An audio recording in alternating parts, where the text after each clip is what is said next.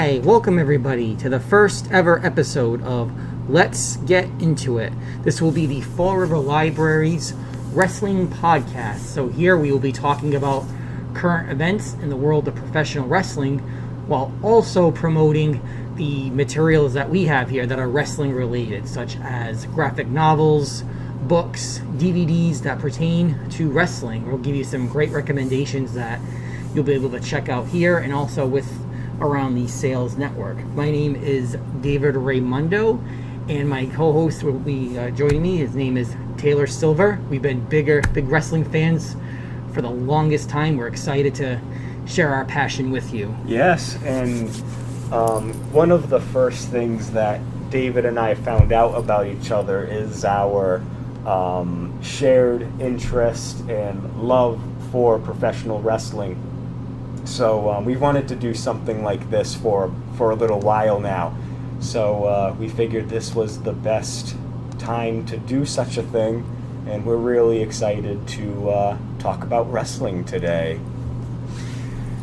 So the show's format, we're going to start off introducing a different kind of book, a DVD, graphic novel that has to do with wrestling. Then we're gonna give you our three pops. So three things that we like that are going on in the world of professional wrestling.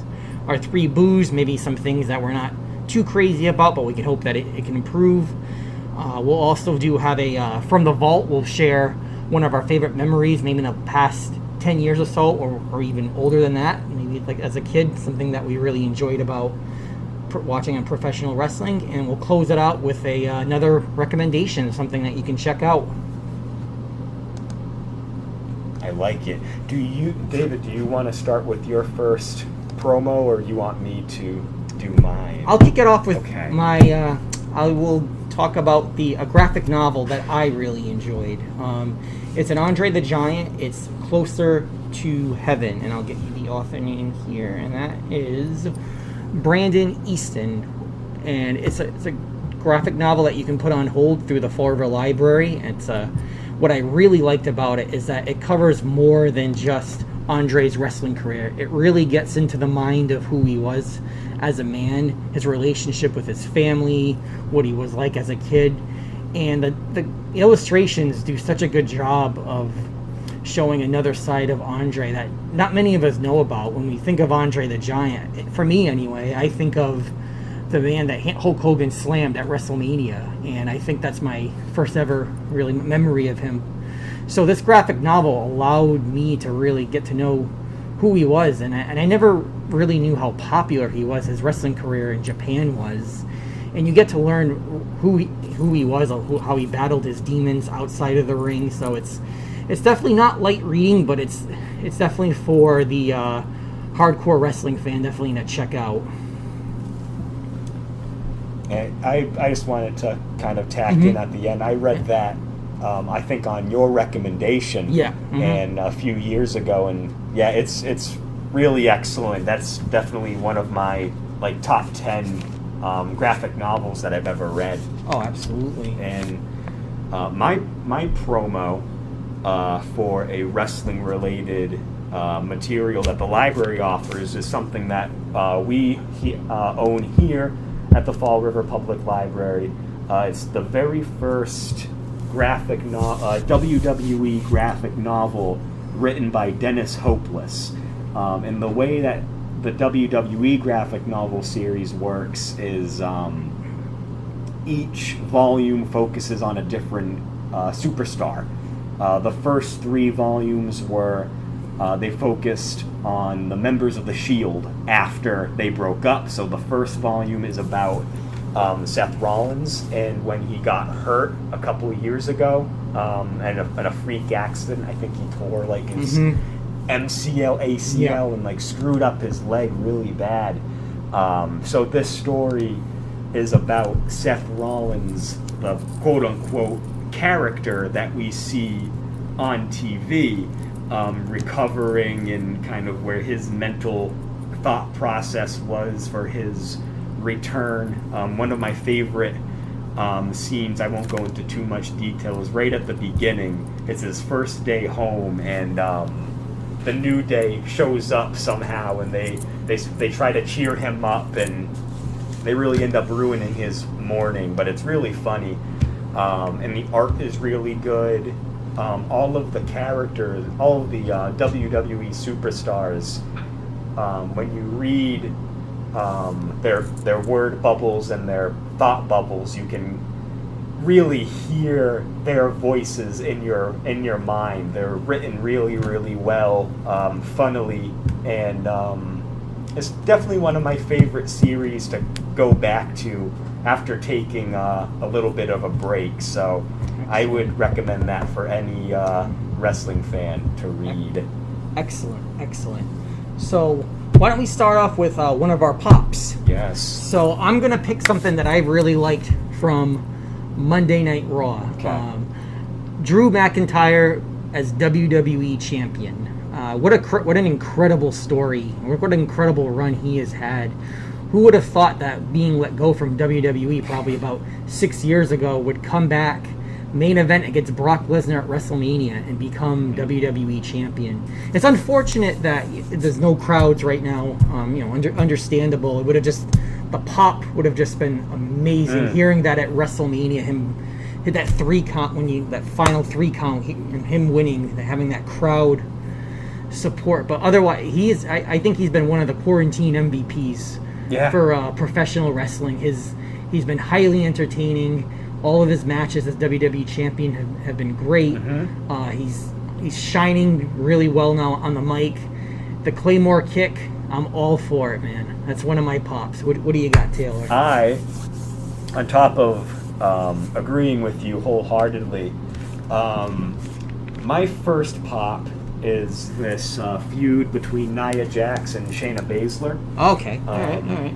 I really like the idea of these two powerhouses just having at it and colliding and see who's still standing at the end of it. Right. I really liked Shayna Baszler's her promo that she cut a few days ago. I thought that was really well done. Absolutely. And for someone, I feel she's kind of hit or miss on the mic. I thought she short and simple. Said what she had to, and now we're gonna have to see if she can put her fists where her mouth is and see if she can hold her own against Nia Jax. Yeah, absolutely. I think someone like a Shayna Baszler is needed in any division, really, but especially the women's division. She comes from the same cut. It seems like Ronda Rousey. Yeah, similar fighting style, demeanor, takes no prisoners, and I like to see that she can bring that side out of Nia Jax as well. And I like that it's two heels that are going to be going at it. And it's nice to experiment with I think right now like a heel versus heel kind of feud, and you don't have to worry about if there's a crowd going to be receptive to it at first. I think I like the idea of playing with new ideas during this, and I'm curious of where this feud goes. I hope it kind of leads to a really hard fought match at some point. I think so. I think we'll see these two going at it for the I don't want to say the foreseeable future, but for at least 2 or 3 matches, I would say. Big matches at pay-per-views. My next pop, I gotta do a kind of a heel move here. Go ahead. I gotta do like a 2-for-1. It's a Wednesday night, so I don't want to exclude one brand over the other. But I'm gonna tie it in. Their NXT, my pop, Keith Lee being the champion. What a historic moment for him to win 2 championships. He is such a unique wrestler, just for his size, how quick, how powerful he is. He's got such a great personality to him, and just him beating Adam Cole, that's great. I think that eventually, if he does decide to come up to the main roster, I'd love to just see him put immediately in the main event scene. He just has so much talent, and many big things for him. And also for the Wednesday night, my pop is everything Chris Jericho on AEW. Whether he's commentating, whether he's having these crazy Zoom meetings with his dogs and Inner Circle, his feud with Orange Cassidy. He really truly is a renaissance man. That term really gets it's used a lot for him, but it's so accurate. Yeah. He just adjusts so well with the time, and he makes AEW so entertaining. Yeah.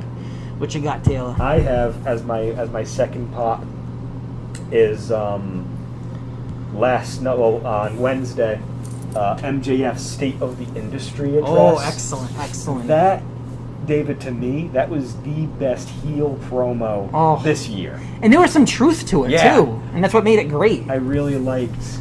MJF is just such a great heel. And he's one of those heels, he's kind of like Psycho Sid, where you're almost like you hate the guy so much, and you end up loving everything that they say.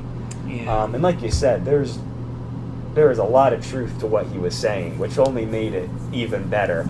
Right. I admittedly don't watch as much AEW as I do WWE. Yeah. But whenever I happen to catch either a replay or a bit of the show on Wednesday nights, I end up liking the show. And he hit the nail right on the head. It started as this thing that was going to be totally different, and I know a lot of professionals and other people on other wrestling shows are saying, like, okay, now's the time that we're going to see AEW either shine or they're either going to stay neck and neck with WWE, or I feel we're going to see them kind of putter off and slow down. Yeah, it's gonna be interesting in the next few weeks, few months, depending how long wrestling goes without any crowds, how they can keep their momentum. But I agree with you, Taylor. I think it was a really well done promo. Yeah, it was awesome as well. And I would go for my third pop. I'm gonna go. I was really tempted to say the Fiend, but I kind of feel that's it's too obvious. Bray Wyatt's been super hot with his feud with Braun Strowman. But I gotta go with, I know they're kind of interchangeable right now on all the shows, but I'm gonna go Sasha and Bayley. Winning all the belts, having a women's tag team is a power trip right now. Anything they do together, in my opinion, that whether they're fighting in the ring, whether they're a tag team, anything they do it's always gold. There's stuff from NXT. They've been a part of so many historical moments in WWE, and this is like a storyline like no other. Yeah, absolutely. And what I like about this, it's a slow build, and hopefully it gets to a point where they have another NXT Takeover Classic, another 60-minute classic, and I'm hoping it. And maybe they're going to hold off for a little while just because there's no audience, but I'm hoping they can get to that point where one's egos are going to start colliding, and we get that big payoff that fans have been wanting for quite some time on the main roster. I think the no crowd thing at this point may actually work in their favor for that big payoff moment, like you said. Right. Have Sasha and Bayley have this power trip between the two shows. Have this go for as long as you can have it, because that's going to make it even sweeter. If Asuka wins the title back, it'll kind of be funny. It'll be fun to speculate. Okay, well, who's going to drop their singles title first, Sasha or Bayley? Right. And that carrot of, we all know there's going to be some kind of nuclear implosion between them. Yeah. What's going to push them over the edge? Yeah. That'll be really fun to kind of have on the back burner. Absolutely. There's so many layers to this story, too, and it goes back so far, and then being a tag team champions. And I wonder if they're going to grab the NXT Women's title, too, or just I forgot offhand if NXT UK has a women's champion, but how cool would that be if they just got every women's belt imaginable? I actually didn't think of them going for the NXT belt. Now that you've put that seed in my brain. Hopefully it can manifest. No kidding. Did you give your what was your third pop? My third pop is it was funny that you said kind of an obvious pick. My third pop was Big E finally getting a singles push. Great. Just like Kofi, I do like how this run for Big E, it's obvious. It's not when it was Kofi. The Kofi Mania was awesome. That the first couple weeks where you and I were like, are they? Aren't they? Like they, the stuff with it seems like Mustafa Ali is the guy. Yeah. Okay. Is it Kofi with this? They flat out announce that Big E's getting the push, and I think he could, if not a main eventer right away,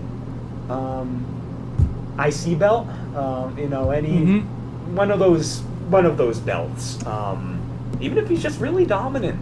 Yeah, all three of those guys. I mean, obviously with Kofi, but yeah, all three of those guys can be amazing singles superstars.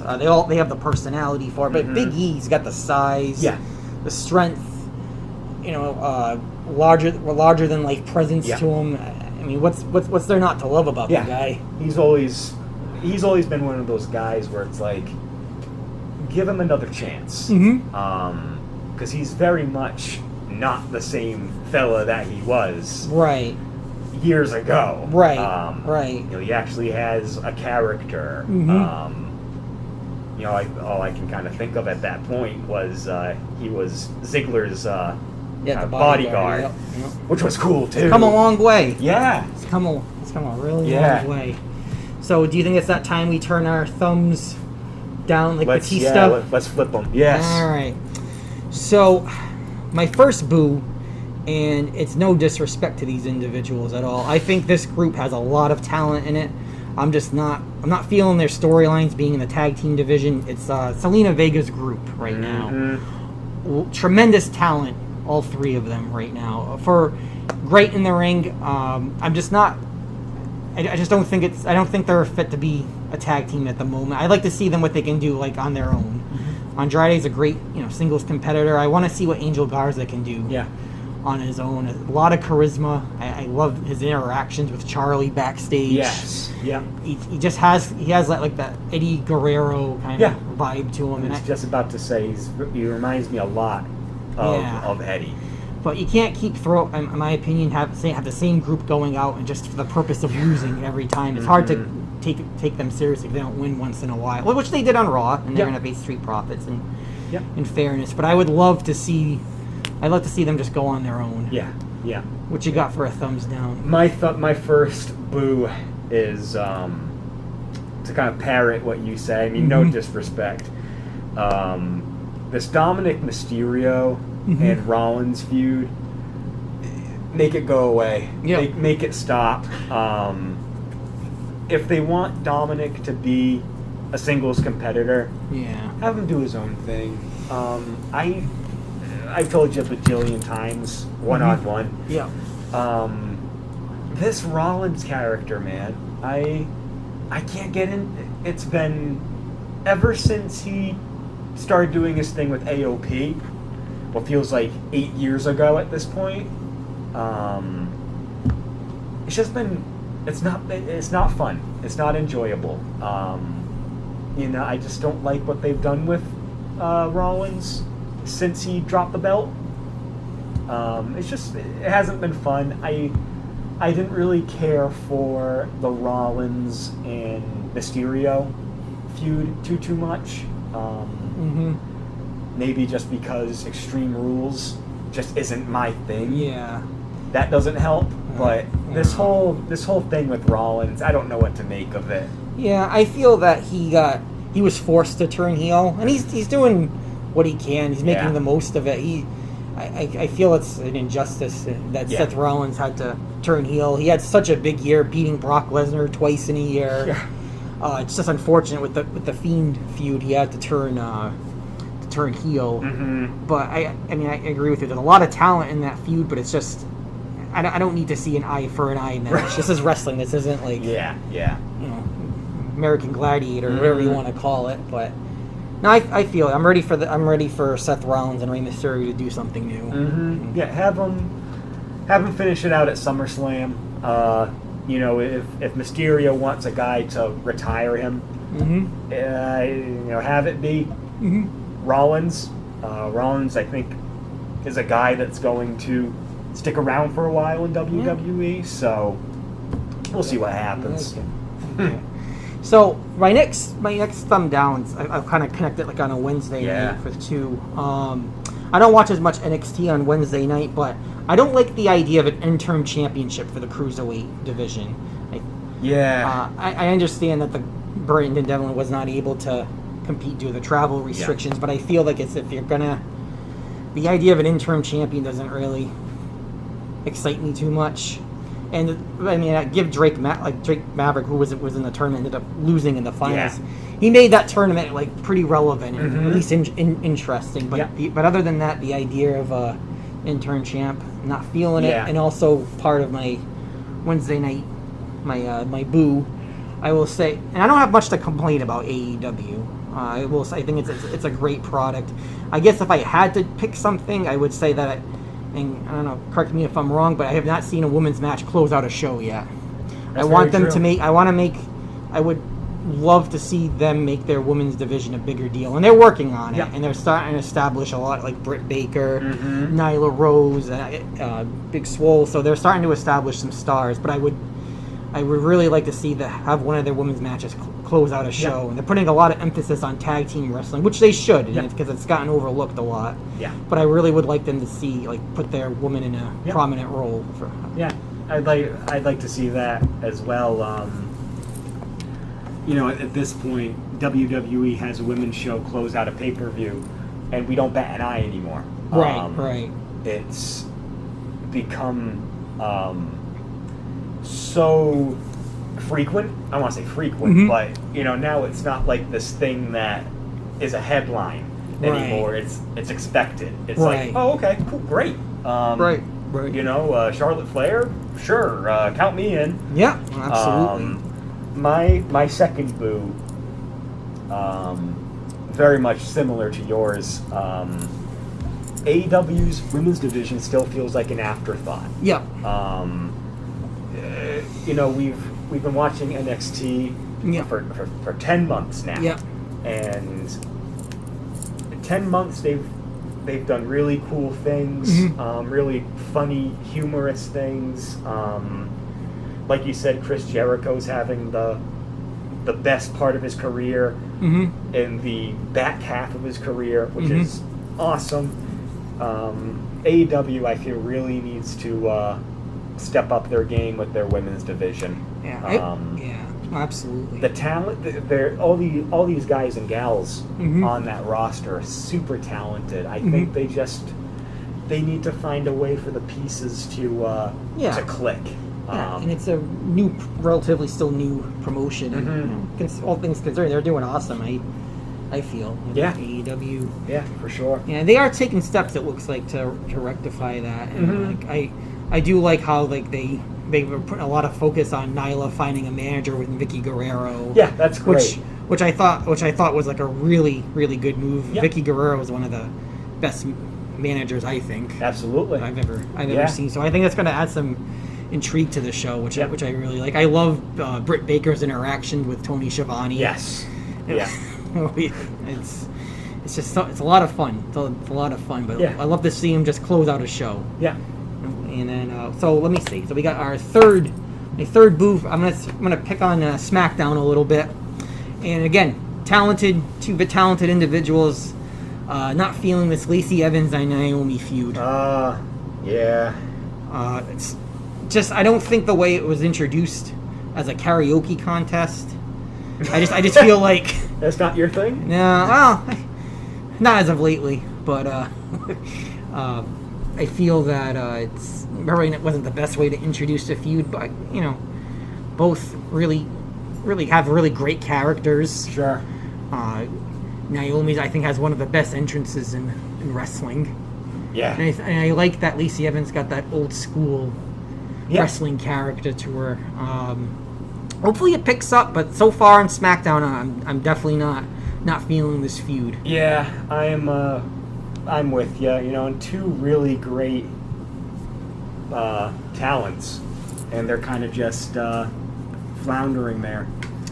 Yeah, especially after Lacey Evans had so much. Such a push, man. Yeah, and feuding with Bayley and Sasha, and I felt that she had some great promos as a face, as a good guy, and I would love to see that they pick that up again. Yeah. And Naomi's a lot of fun in the ring too. Yeah, Naomi's great. We just said Lacey Evans is great. I think they could do a little more with that program. I think so. What do you say we go back to the vault? Okay. So, give me. So why don't we give me a open-ended. Okay. Favorite wrestling memory from the past. Has to be 10 years or more. Okay. That you want to share with us. Could it be a personal thing? Yeah, of course. Okay. So, my first wrestling show that I ever went to, I think I was 15 or 16 years old. My dad took me to the Dunkin' Donuts Center in Providence, and I saw my first live show ever. And we were, I'd say, halfway, small venue. We were in the halfway point in the seats, and at that time, Triple H was still wrestling full time. Kane, Batista, I saw Umaga. These really cool guys, and Triple H and Batista are two of my favorite wrestlers of all time. And I remember running down to the barricade between us and the wrestlers, and Triple H came over and he gave all of us high fives. Oh, that's cool. And I remember that was like the first time I'd ever been like super close to a wrestler. And I remember just walking back up the stairs back to my seat and being like, oh my God, that was the biggest man that I've ever seen in my life. It really makes you understand these guys and gals are larger in life, physically and their personal characteristics. So that's one of my favorite, within the past 10 years, favorite memory, I'd say. That is solid. That is definitely solid. I'm going to go back to 2005. Okay. It was 2005. I went to SummerSlam in Boston. Oh. And I believe it was 05 or 06. Okay. I might be a little off. But I finally got to see Hulk Hogan. He was my all-time favorite wrestler. He fought Randy Orton. Yeah. I've never seen Hulk Hogan in person until like my early 20s. I've never seen Hulk Hogan. And when Orton was waiting for Hogan to come out, his music hit. TD Garden just lost it. This man could still get a crowd engaged later on in his career. And after the match, they didn't want him to leave. Wow. And then he kept doing, the hand in the ear, flexing, and people were loving it. I was eating it up too. I finally got to see my one of my childhood heroes that's awesome. in person. So that's something I'm always gonna remember for sure. That's awesome. I wish. Yeah, I've never seen Hogan live, but that would definitely be one of my. Yeah, I would say that's probably one of my if only if he has one more match in the tank, if they're local, I would for sure make that attempt to go see him. Oh, absolutely. Well, this was fun, Mr. Silva. Yes, we're gonna tap out for today. Okay. But we're gonna have to do this again real soon. Absolutely. We'll get together. We'll talk about. I'm sure we'll have an idea of what the SummerSlam card is gonna start to look like, and we'll talk about the upcoming week for wrestling. That sounds like a plan, my friend. Thank you for having me. Thank you. Should do this again soon. Yeah.